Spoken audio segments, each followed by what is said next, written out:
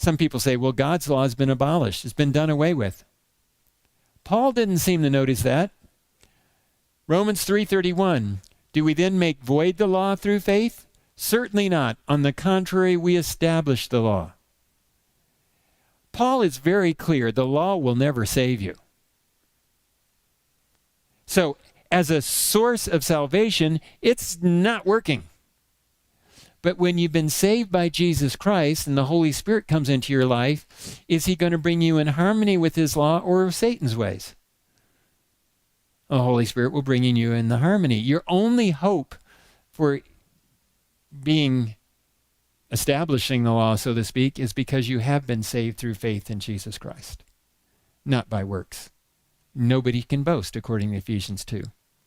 Well, we've seen God's side. What about the beast side?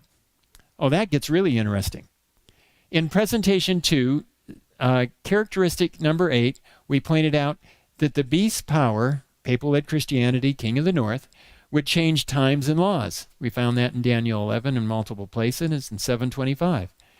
In Daniel, the king of the north is always fighting against God's covenant and his God's covenant keepers. Covenant is like commandments. In Daniel 7:25, he shall intend to change times and law. And the part of God's 10 Commandment law that deals with time is the Sabbath. Now, would the little horn papal system ever think that they can change God's times and laws, the Sabbath? Well, yes. Here we go. Papal document, the Pope is of so great authority and power that he can modify, change, or interpret even divine laws. The Pope can modify divine law since his power is not of man but of God, and he acts as vicegerent of God upon earth with the most ample power of binding and loosing his sheep. So he says he can change God's law. Convert's Catechism, question and answer format. Question, which day is the Sabbath? Remember, this is the Catholic Church speaking. Answer, Saturday's the Sabbath day. Question, why do we observe Sunday instead of Saturday? Answer, we observe Sunday instead of Saturday because the Catholic Church transferred the solemnity from Saturday to Sunday. It wasn't Jesus. It wasn't the apostles.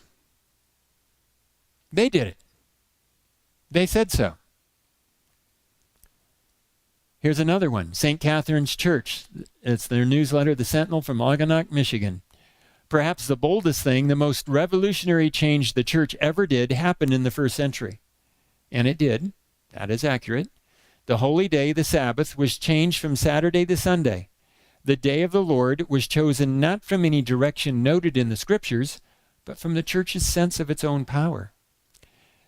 The day of resurrection, the day of Pentecost 50 days later, came on the first day of the week. So this would be the new Sabbath. Oh, their change of the day of worship says is their demonstration of their power, the mark of their authority, so to speak, that everybody agrees with them.